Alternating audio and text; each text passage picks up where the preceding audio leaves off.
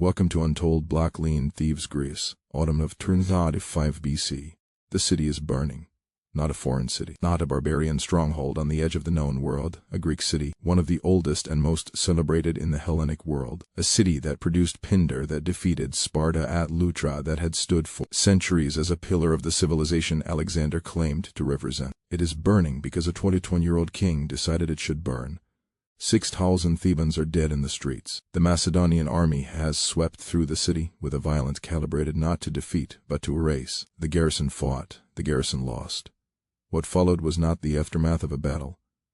It was the execution of a policy. Alexander had ordered the destruction of Thebes as a message not to Thebes, which would cease to exist by nightfall, to every other Greek city that might consider the possibility that a 21-year-old boy who had just inherited his murdered father's throne could be defied. 30,000 people are being herded into holding areas outside the walls. Women, children, the elderly, the population that remained after the men of fighting age had been killed in the streets. They are standing in open ground surrounded by Macedonian soldiers, waiting for a process they understand because slavery is not an abstraction in the Greek world. It is an institution. They know what comes next. The sorting, the evaluation, the markets. In a house in the upper quarter of the city, a woman named Tamasia is standing over a well in her courtyard. Minutes earlier, a 3N cavalry officer serving under Alexander had broken into her home. He had assaulted her. When he was finished, still breathing heavily, he demanded to know where she kept her valuables. Gold, silver, whatever a noble woman of Thebes would possess. Tima told him she had thrown everything into the well when the city fell. The officer leaned over the edge to look. Tamasia placed both hands on his back and pushed. He fell. When he hit the bottom, she dropped stones on him, until the sounds he was making stopped. She was arrested by soldiers who found her standing beside the well. She was brought before Alexander in chains. He asked who she was. She told him she was the sister of Theogenes, the general who had fought Alexander's father, Philip, at the Battle of Chaeronea. She said it without apology, without fear, or at least without the kind of fear that shows. Alexander, who admired defiance when it came in a form he found aesthetically pleasing, released her. He let her go. She walked free. This story appears in every biography of Alexander the Great. Plutarch tells it. Diodorus tells it. It is presented as evidence of Alexander's magnanimity, his respect for courage, his noble character. A great man recognizing greatness in a woman who had just killed one of his soldiers. The story is true. It is also a curtain, because behind Tima, behind the dramatic scene that the ancient historians preserved because it flattered the man they were writing about, stood 30,000 women and children who did not push their attackers into wells, who did not have wells, who did not get an audience with the king, who stood in the holding areas outside the burning city and waited to be sold. Their story is not in Plutarch. It is not in the biographies that shaped how the Western world learned about Alexander for 23 centuries. Their story is the one this video tells, Alexander the Great. The name itself is a conclusion disguised as an introduction. Great. The word has been attached to him for 23 centuries, applied so automatically that it functions less as a judgment than as a label. Alexander the Great. The way you say Julius Caesar or Genghis Khan, a name that has absorbed its adjective until the two are inseparable, and the question of whether the adjective is deserved has been buried beneath the weight of repetition. You learned about him in school. The student of Aristotle, the military genius who never lost a battle. The young king who conquered the Persian Empire reached India and wept because there were no more worlds to conquer. The statues with the perfect hair swept back from the forehead, and the gaze tilted upward toward a horizon that only he could see. The man who spread Greek civilization across the known world and created the Hellenistic age that shaped Western culture for centuries. That version is not false. It is incomplete in a way that functions as a lie. The ancient sources that constructed Alexander's image were written by men who admired him. Arrian, a Greek historian writing 4 centuries after Alexander's death, based his account on the memoirs of Ptolemy, one of Alexander's generals, a man with every reason to present his former commander in the best possible light. Plutarch wrote a biography that was explicitly a study in moral character, selecting episodes that illustrated virtues and minimizing those that did not. Diodorus and Curtis provided more critical accounts, but still operated within a tradition that treated Alexander as a figure of admiration whose excesses were regrettable departures from an otherwise noble character. The language these historians used when describing the destruction of cities tells you everything about whose perspective shaped the narrative. The city was taken. The inhabitants were sold. Passive constructions that distance the reader from the actor in the action. A city does not take itself. Inhabitants do not sell themselves. Alexander took the city. Alexander's soldiers seized the inhabitants. Alexander's officers organized the auctions where women and children stood on platforms while buyers assessed their teeth and their muscle tone and their age, and decided what price to offer for a human being. If you want to understand what those passive sentences concealed, what actually happened to the women of every city Alexander destroyed, what the phrase sold into slavery meant in practice for tens of thousands of women across 13 years of continuous conquest, then subscribe to this channel right now. Hit that subscribe button, because what I am about to reveal is the story that 23 centuries of admiration was specifically constructed to prevent you from hearing. Stay to the end, because the final chapter of Alexander's campaign involved a decision that killed thousands of women and children for no strategic reason at all, and his historians recorded it with the same reverent tone they applied to his greatest victories. The destruction of Thebes needs to be understood in full, because it established the template that Alexander would apply across a continent for the next 13 years. Everything that happened at Troy and Persepolis and a dozen cities between them began at Thebes. The pattern was set here, the precedent was established, and the women of Thebes were the first to learn what it meant to be on the receiving end of Alexander's policy. Thebes had revolted, that is the justification the ancient sources provide, and the one that every subsequent historian has accepted as sufficient context. Philip, Alexander's father, had been assassinated in 336 BC. Alexander was 20 years old. The Greek cities, which had been forced into submission by Philip's military dominance, saw the succession of an untested young king as an opportunity to reclaim their independence. Thebes led the revolt, besieging the Macedonian garrison that Philip had installed in the city's citadel.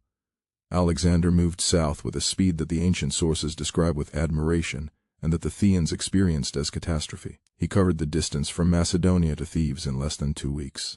The city had expected negotiations. It got a siege. The siege lasted days rather than weeks. When the walls were breached and the garrison relieved, Alexander issued the order that transformed a military victory into an act of annihilation. Kill the men, enslave the women and children, raze the city to the ground. Spare only the temples and the house of Pindar, the poet whose work Alexander admired. Culture was to be preserved. People were not. Diodorus records 6,000 killed in the fighting and its immediate aftermath, 30,000 enslaved. The numbers are large enough that the mind resists processing them as individual human experiences, which is exactly how the ancient historians intended them to function. A number is an abstraction. 30,000 is a statistic. But 30,000 means 30,000 individual moments of capture. 30,000 women and children pulled from homes, from hiding places, from the arms of people trying to protect them. 1,000 separations, mothers from children, sisters from brothers, wives from the bodies of husbands lying in the streets. The enslaved were sorted in the holding areas outside the city. This was standard procedure in Greek warfare. The sorting followed categories that the slave markets required. Age, sex, physical condition. Young women were separated from old.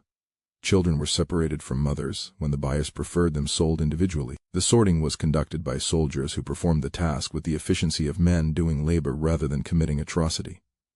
Because within the framework of Greek warfare, this was labor. The conquest produced spoils. The spoils had to be processed. Women and children were spoils. The slave markets that received the Theban captives were overwhelmed.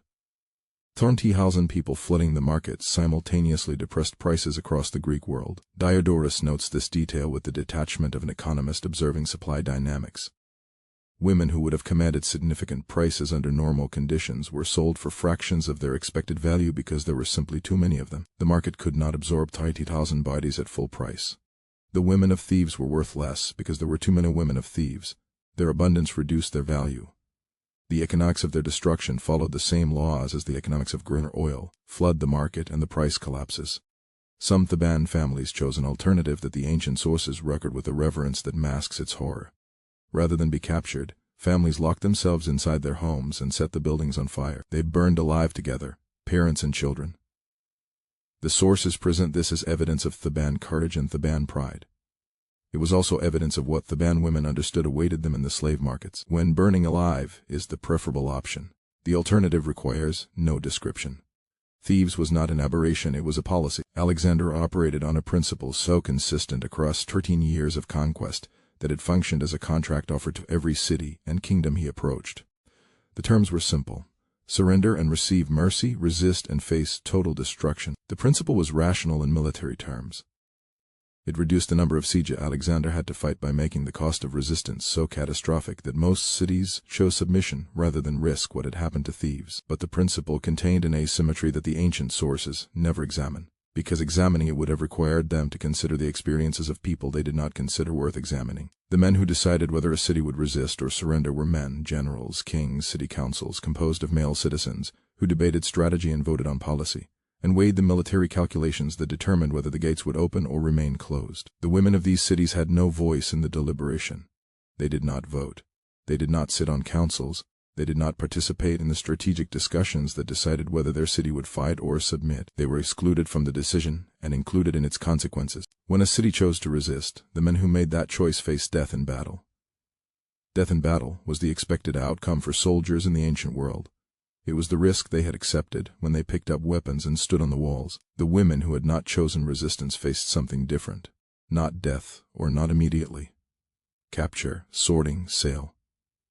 A lifetime of servitude in a household they had not chosen, in a city they had never seen, under an owner whose authority over their bodies was absolute, and whose treatment of them was governed by nothing except his own disposition.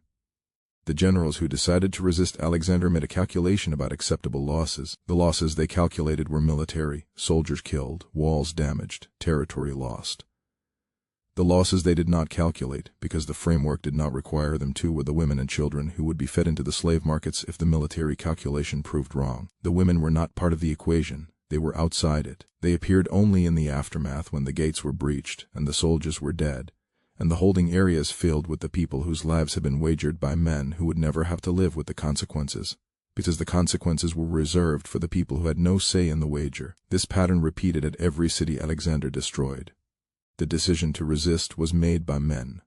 The price of resistance was paid by women. The ancient sources record the decisions in detail because the decisions were made by the kind of people the ancient sources were written by and written for.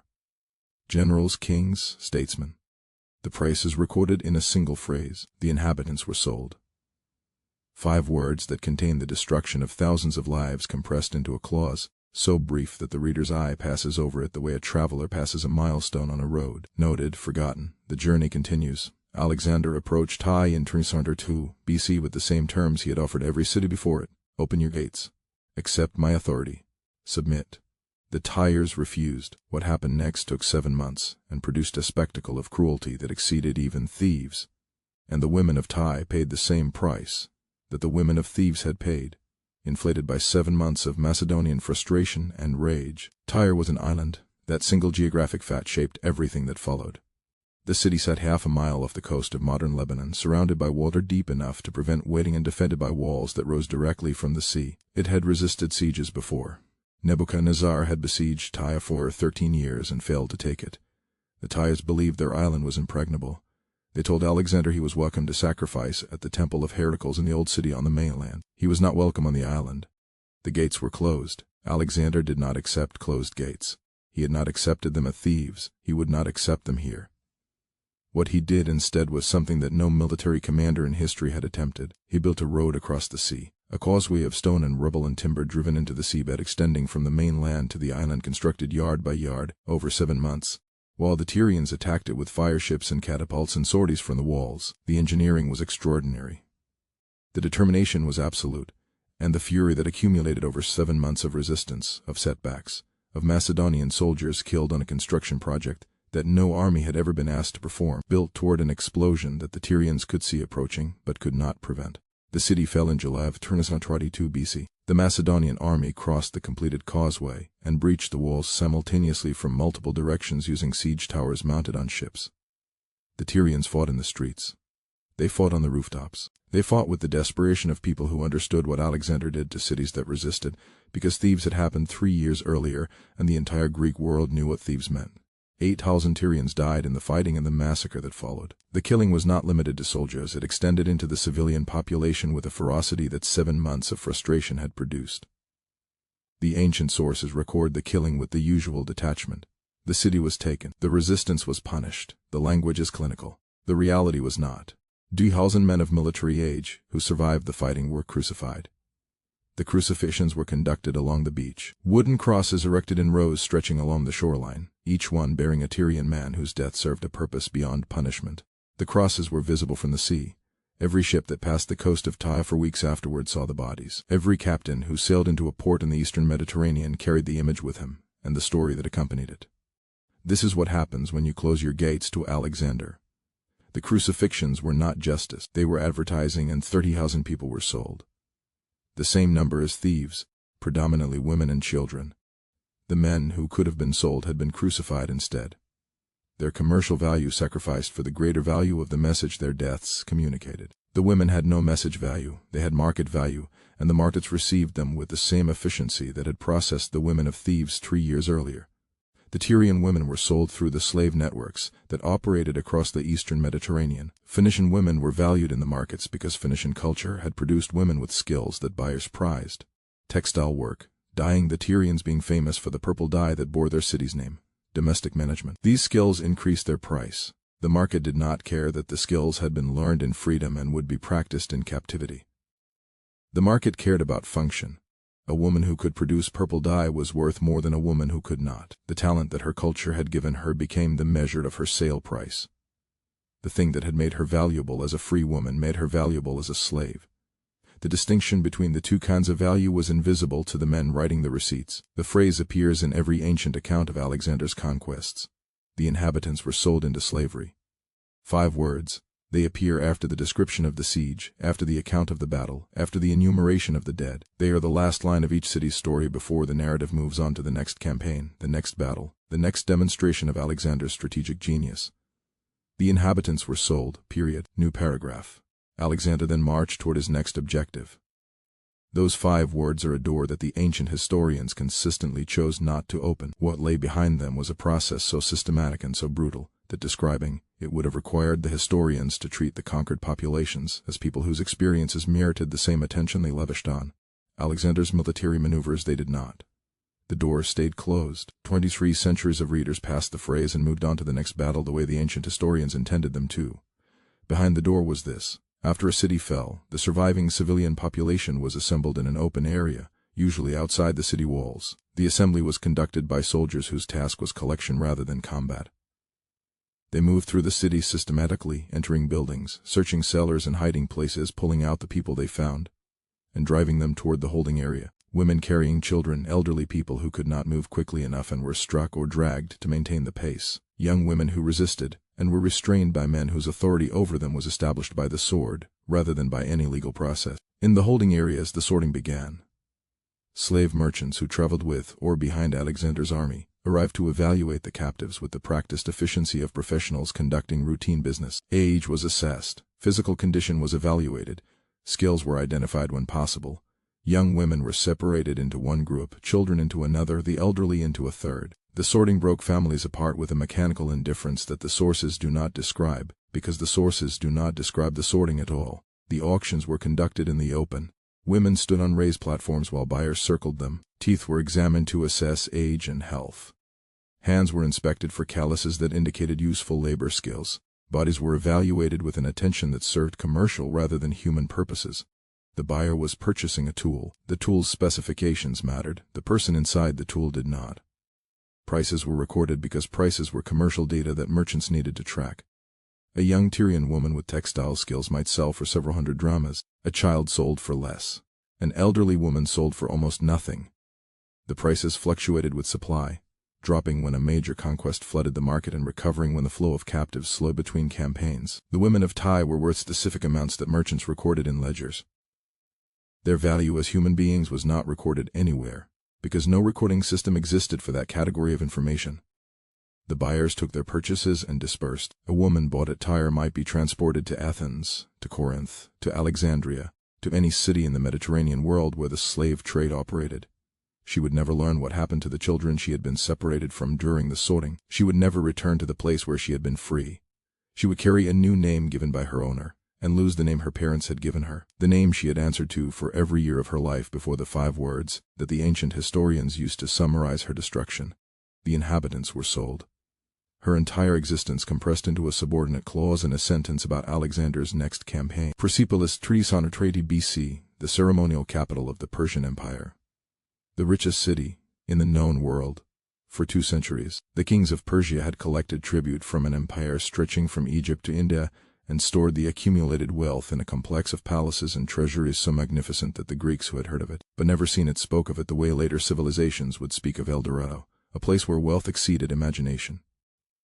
Alexander arrived at Persepolis after defeating the Persian king Darius III at Gala, and pursuing him east across Mesopotamia. The city did not resist. This detail matters more than anything else in the story of Persepolis. The gates were opened, the garrison surrendered, the population submitted, by the terms of Alexander's own stated policy, the policy that had justified the destruction of Thebes and Tyre.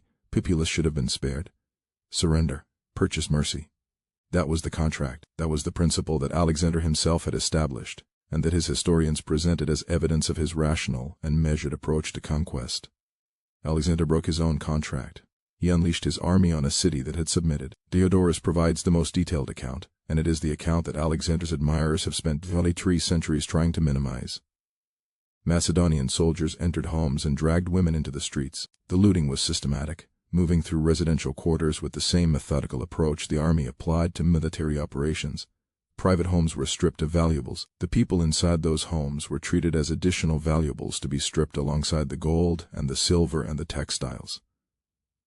The violence against women at Persepolis is described by Diodorus in terms that are unusually direct for an ancient historian. He does not use the passive voice. He does not summarize. He describes soldiers seizing women from their homes. He describes the treatment those women received. He describes it because the scale and the nature of what happened at Persepolis exceeded what even an ancient audience accustomed to the realities of warfare could absorb without remark. Persepolis had surrendered. The women in those homes had done nothing that Alexander's own framework classified as justifying their treatment. They had not resisted. Their city had not closed its gates. Their garrison had not fought. They had submitted, which was what Alexander demanded, and they were destroyed anyway, which was what Alexander's army demanded. The destruction of Persepolis was not punishment for defiance. It was compensation for 3 meters of marching. It was payment extracted from a civilian population by an army that had been promised the richest city on earth, and that intended to collect on that promise, regardless of whether the city had resisted or not. The royal treasury was emptied. The amount seized was so vast at Plutarch's records it required 20,000 mules and 5,000 camels to transport. The numbers may be exaggerated, but the scale is confirmed by multiple sources. The wealth of 2 centuries of imperial tribute, collected from dozens of nations, accumulated in vaults and storerooms that had never been breached, was loaded onto pack animals and carried away. The treasury's removal took days. While it was being loaded, the army continued its work in the residential quarters. The wealth that the soldiers found in private homes was theirs. The women they found in private homes were theirs. The city that had opened its gates in the expectation of mercy was being consumed by an army that recognized no distinction between treasure and people. Both were plunder.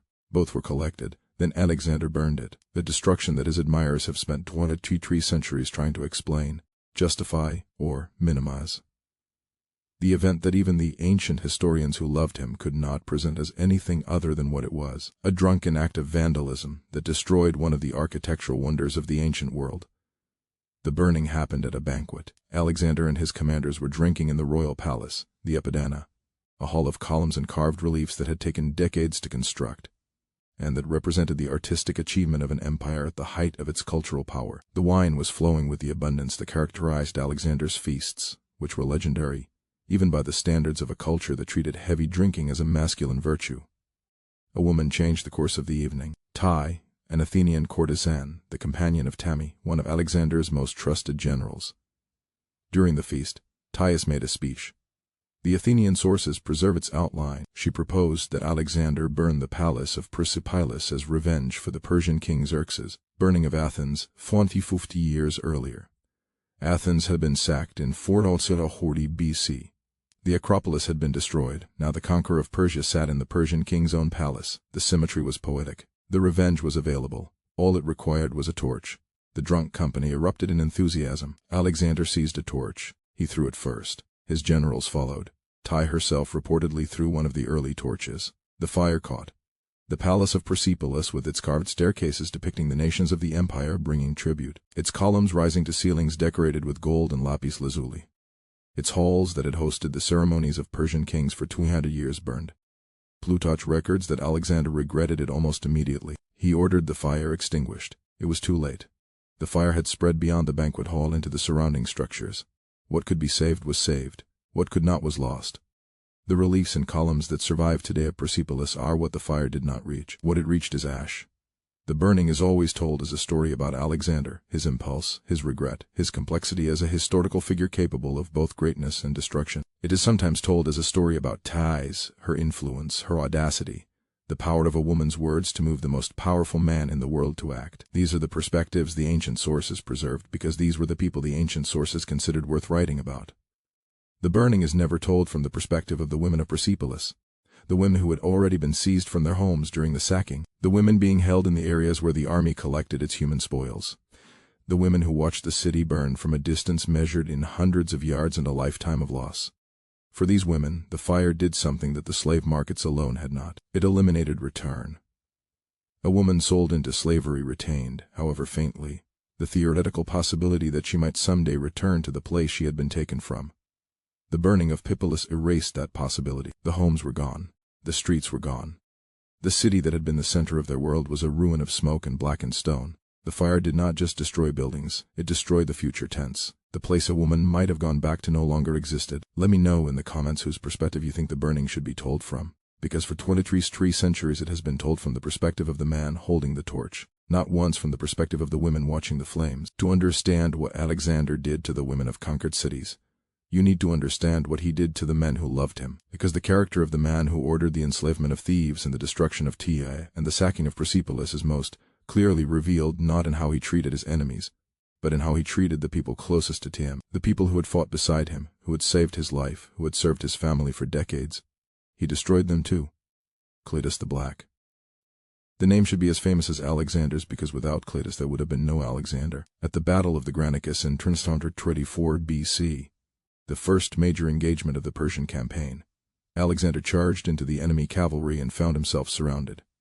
A Persian officer raised his sword to split Alexander's skull. Cletus cut off the man's arm before the blow landed. He saved Alexander's life. Without Cletus's sword arriving at that exact moment, Alexander dies at the Granicus at the age of 22. No Tyre, no Persepolis, no India, no legend. One man's arm and one man's blade, and the entire trajectory of Western history turns on the fraction of a second between them. Years later at a banquet in Samarkand, Cletus made the mistake of telling Alexander the truth. The army's victories belonged to the army, not to Alexander alone. Alexander was becoming something that Macedonian officers did not recognize and did not respect. A Persian-style autocrat who demanded worship rather than loyalty. Cletus said these things out loud in front of other officers, with wine in his blood and decades of service behind him, and the confidence of a man who had earned the right to speak by saving the king's life with his own hand.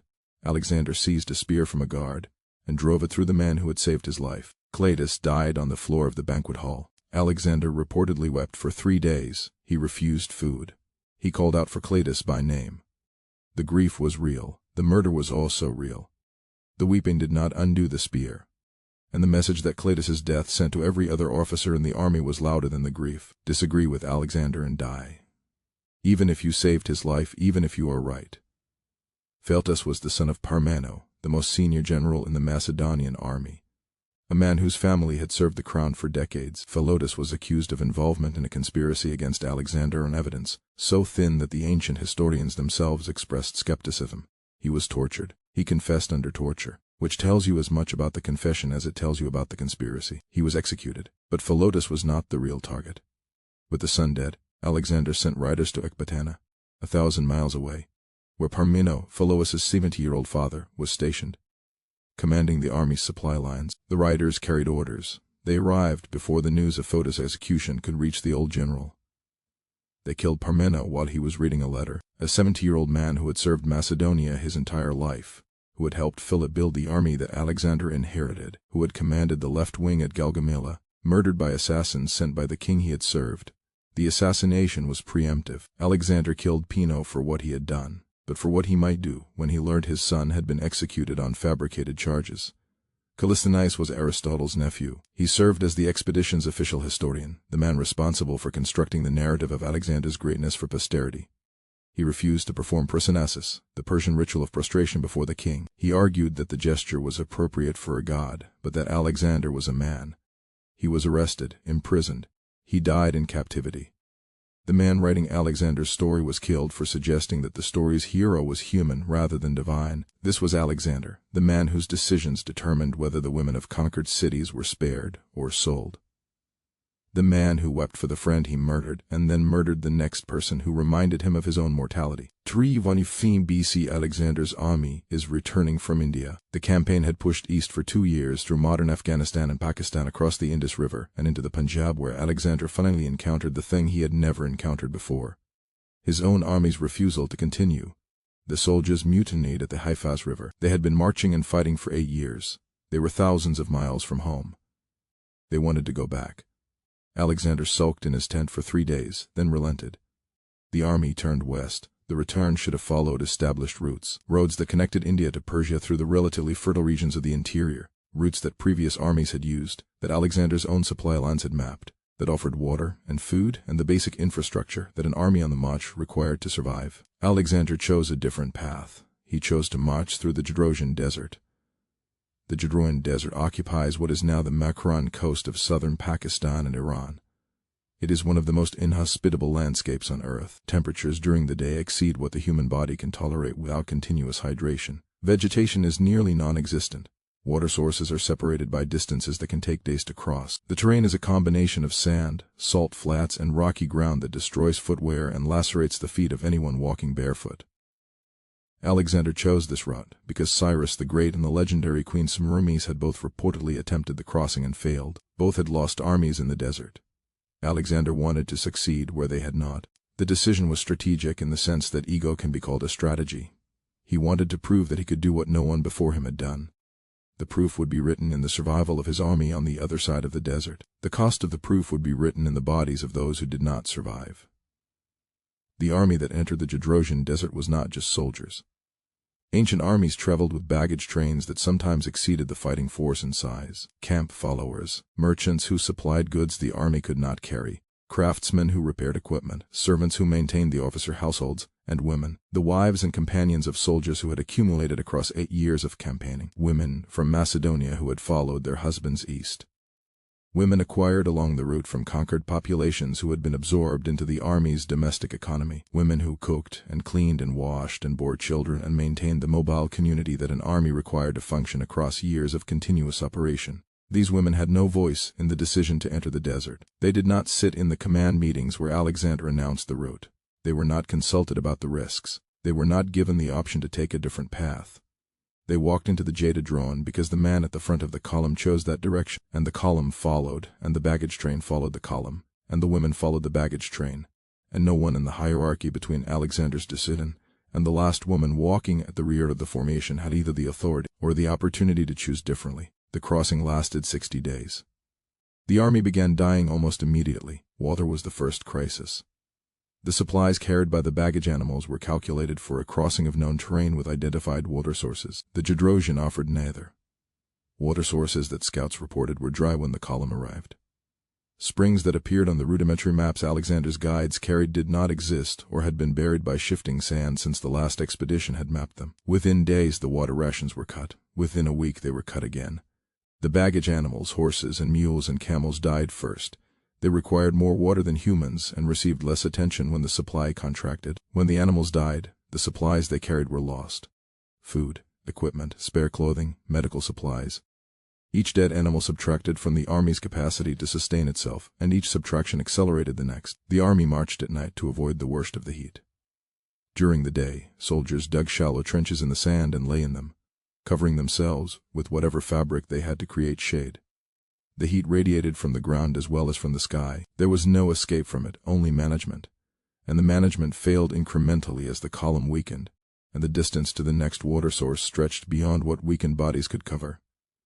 Then the flash flood. The army camped one night in a dry riverbed, the flat ground offering easier rest than the surrounding terrain. In the darkness, without warning, a wall of water came down the channel from rainfall in distant mountains. Arrian describes the flood sweeping through the camp, carrying away soldiers, women, children, animals, and equipment. People who had been sleeping were underwater before they understood what was happening. The survivors who climbed to higher ground watched the flood carry bodies and baggage into the darkness. By morning the riverbed was dry again. The dead were gone. The supplies they had been carrying were gone. The army resumed marching with less of everything it needed to survive. The women in the baggage train suffered disproportionately because the baggage train occupied the lowest position in the army's hierarchy of survival. When water was distributed, soldiers received rations first. Officers received rations before common soldiers. The camp followers received what remained. In the early days of the crossing, what remained was insufficient. In the later days, what remained was nothing. Women died of thirst. Some died carrying children who had already died, their arms locked around small bodies whose weight they continued to bear, because releasing the weight meant acknowledging what the weight had become. Women who collapsed on the march were left behind. The column could not stop. Every halt in the Jadroyan desert cost lives because stationary bodies consumed water without covering distance, and distance was the only path to survival. A woman who fell and could not rise was left where she fell. The column moved on. The sand and the heat did what the column would not wait to witness. To fall behind in the Jadroan was to die alone in a landscape that offered nothing except the certainty that no one would return for you. The estimates of total dead vary. Plutarch suggests the army lost 3/4 of its strength. Modern historians consider this an exaggeration but agree that casualties were catastrophic, likely numbering in the tens of thousands. The uncertainty about the numbers is itself evidence of whose deaths mattered enough to count. The soldiers' losses were estimated because soldiers were military assets whose depletion affected operational capacity. The women's losses were not estimated at all. They died in the same desert of the same thirst under the same sun. Their deaths were not subtracted from any ledger because they had never been entered into one. Alexander chose the Jadrosian crossing to prove he could do what Cyrus could not. The proof was purchased with lives. The price was paid disproportionately by people whose names Alexander did not know, and whose deaths his historians did not count. Drop a comment about what kind of greatness is built on the uncounted deaths of people who had no voice in the decision that killed them. The most famous story of Alexander's treatment of a defeated king's family is the one his propagandists crafted most carefully. After the Battle of Issus in 303 BC, Alexander captured the family of the Persian king Darius III, his mother Sisagames, his wife Statira, his daughters. They had accompanied Darius to the battlefield in the royal entourage, as Persian custom demanded. And when Darius fled the field, they were left behind in the camp for Alexander's soldiers to find. The ancient sources celebrate what happened next as the defining evidence of Alexander's noble character. He did not harm them. He visited Sisagames personally and reportedly told her she could consider him a son. He ensured the royal women were housed in comfort appropriate to their station. He provided servants and maintained their household with the resources befitting a Persian queen. When Statira died in childbirth a year later, Alexander attended the funeral and mourned publicly. The sources describe this behavior with undisguised admiration. Here was a conqueror who treated his enemy's family with the respect that their rank deserved. Here was greatness expressed not through destruction, but through restraint. The story is true. Alexander did treat Darius's family with unusual mercy. The story is also a curtain carefully positioned to conceal what stood behind it. Because at the exact moment Alexander was treating the Persian royal women with courtesy, his army was selling the women of every city that resisted him into slavery. The women of Issus itself, the city near which the battle was fought, were processed through the same holding areas and the same slave markets that consumed the women of Thebes entire. The contrast between Alexander's treatment of Darius's family and his treatment of every other woman his army encountered is the key to understanding what his mercy actually was. It was not character, it was calculation. Royal captives had political value. Darius was alive. He had fled, but he still commanded the loyalty of the eastern provinces of his empire. He would regroup. He would raise another army. He would fight again, holding his mother, his wife, and his daughters gave Alexander leverage in any negotiation. Treating them well preserved that leverage by keeping them healthy and cooperative. Treating them poorly would have destroyed their value as bargaining chips and would have unified Persian resistance by giving Darius a personal grievance to add to his political ones. Every gesture of courtesy Alexander extended to Sisagames was a strategic investment. Every comfort he provided to Statira was a deposit in a political account that he intended to draw on when the time was right. The women of Tyre had no political value. They could not be used as leverage against anyone. They could not influence the outcome of negotiations. They were not related to kings or generals whose behavior Alexander needed to shape. They were ordinary women from an ordinary city whose only significance to Alexander was the price they would bring at auction, and so they were sold. The same hands that ensured Sisagames received wine appropriate to her station signed the orders that sent 30,000 Tyrian women to the slave markets. The same mind that calculated the political value of treating a queen with respect calculated the commercial value of treating a commoner as cargo. The difference between mercy and destruction in Alexander's campaigns was never moral. It was economic. Women with political value were preserved. Women without it were processed. The system sorted human beings by their utility to the conqueror with the same efficiency that the slave market sorted them by their utility to the buyer. The ancient historians who praised Alexander's treatment of Darius's family were not wrong about what he did, they were wrong about what it meant. They interpreted calculation as character. They mistook strategy for virtue. And they placed the story of the royal women at the center of Alexander's narrative, while pushing the stories of the tens of thousands of women who received no such mercy to the margins, where 23 centuries of readers would not think to look for them. 300 BC, Susa, Persia. Alexander organized an event so extraordinary that even the ancient sources accustomed to recording spectacles of unprecedented scale describe it with a sense of disbelief. A mass wedding. Alexander and 18 of his officers marrying Persian noble women simultaneously in a single ceremony conducted in Persian style at enormous expense. Alexander himself married twice that day, Statra, the eldest daughter of the defeated King Darius, and Parysatis, the daughter of the previous Persian king Artaxerxes III. His generals received wives selected from the most prominent Persian noble families. Hasdrubal married Statira's sister, making him and Alexander brothers-in-law. Ptolemy received a Persian noble woman. Seleucus received another 18 officers standing in a hall in Susa, taking the hands of 18 women whose fathers and brothers and husbands had been killed by the army these officers commanded. The ancient sources present the mass wedding as evidence of Alexander's grandest vision, cultural fusion, the merging of Greek and Persian civilization into something new. East and West united through marriage, through blood, through the children these unions would produce. Arrian describes the ceremony with admiration. Plutarch treats it as evidence of Alexander's philosophical depth, the student of Aristotle applying his teacher's principles to the governance of a world empire. The wedding at Susa has been taught for 230 centuries as one of Alexander's most enlightened acts. Consider it from the other side of the altar. Statirara was marrying the man who had destroyed her father's empire, who had pursued her father across a continent, who had allowed her father to be murdered by his own subordinates without consequence, who had burned Persepolis, the ceremonial heart of her civilization. Her father was dead, her empire was conquered, her people were subjects of a foreign king who demanded worship as a god. And she was standing in a hall in Susa, placing her hand in the hand of the man responsible for all of it. The sources do not record whether she wept or smiled or stared at the wall. They do not record her words because her words were not considered part of the story. The story was Alexander's vision. She was a prop in its staging. The 80 Persian women who married Macedonian officers that day were in the same position. Their consent was not sought because their consent was not a concept. The ceremony was designed to accommodate. These were political arrangements imposed on women whose families had been destroyed by the men they were now being joined to. A Persian noblewoman whose father had died defending his city against the Macedonian army was being married to the officer who had commanded the assault. The wedding did not ask her permission. It did not require her agreement. It required her presence and her compliance, both of which were guaranteed by the same power that had conquered her city and killed her family. The proof that the weddings were political theater rather than genuine cultural fusion came 13 months later. Alexander died in Babylon in June of 300 BC. Within months, nearly every Macedonian officer who had married a Persian woman at Susa abandoned his wife. Seleucus was the single notable exception. The others simply left. The cultural fusion dissolved overnight. The grand vision evaporated. The Persian women who had been taken as symbols of unity were discarded as relics of a policy that no longer served anyone's interests.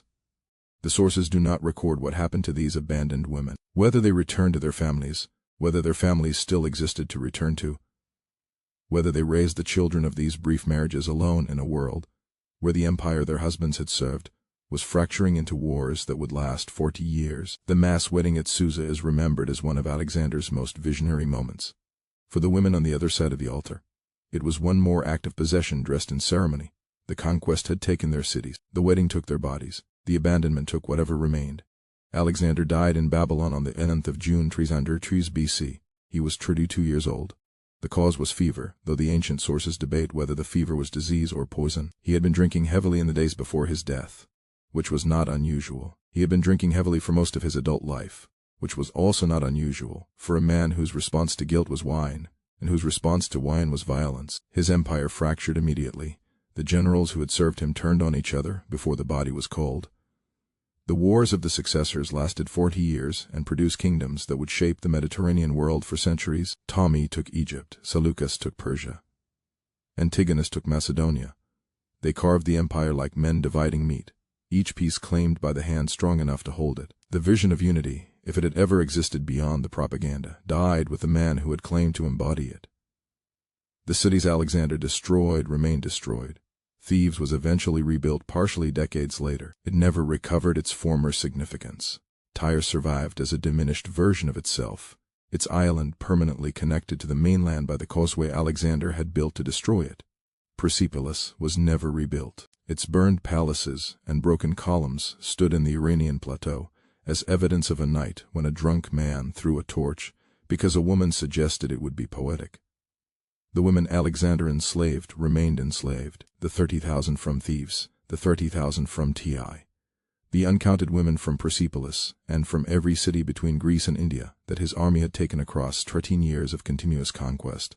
Alexander's death did not free them. A slave's owner might die, but the institution of slavery did not die with him. The women who had been sold at auction in 305 BC were still slaves in 305. Those who had survived 12 years of servitude. Their children, if they had children, were born into the same condition. The destruction Alexander caused was generational. It did not end when he ended. The legacy of Alexander as taught in Western education is a story about genius, military genius, political genius, cultural genius. The man who spread Greek civilization to the edges of the known world and created the Hellenistic age. The story is told from the perspective of the conqueror, because the conqueror's historians wrote it, and because every generation of scholars that inherited their work reproduced their perspective. The cities he took, the battles he won, the world he reshaped in his image. That story is not false, but it is the story of the hand that held the sword. It is never the story of the body the sword opened. The women of Thebes who burned themselves alive, rather than be captured. The women of Tyre who stood on auction platforms while buyers examined their hands for useful calluses. The women of Persepolis who watched their city burn from the holding areas where they waited to be sold. The Persian brides who were married to the men who had killed their fathers, and then abandoned when those men no longer needed the gesture. The women and children who died of thirst in the Gedrosian desert because a 30-year-old king wanted to prove he could cross a wasteland that had defeated Cyrus. These are the people whose stories the word great was designed to make you forget. Alexander wept because there were no more worlds to conquer. The women of the worlds he had already conquered could not weep, because weeping requires a freedom of expression that slavery does not permit. His tears are recorded in every biography. Theirs are recorded nowhere. 23 centuries of history, and the conqueror's grief is famous, and the conquered grief is silence. If what you have learned today matters, subscribe to this channel right now. Hit that button and the notification bell. Share this video with anyone who learned about Alexander in school and was never told what the word great cost the people who paid for it. Drop a comment telling me whose story you will remember, Alexander's or the women he erased, and tell me where you are watching from. Because these women existed in every city he took, and their story belongs to every generation that inherited the world he built on their destruction. But Alexander was not the only conqueror whose greatness was constructed on the silence of the women his armies consumed. There is another chapter from another empire where the pattern repeated on an even larger scale.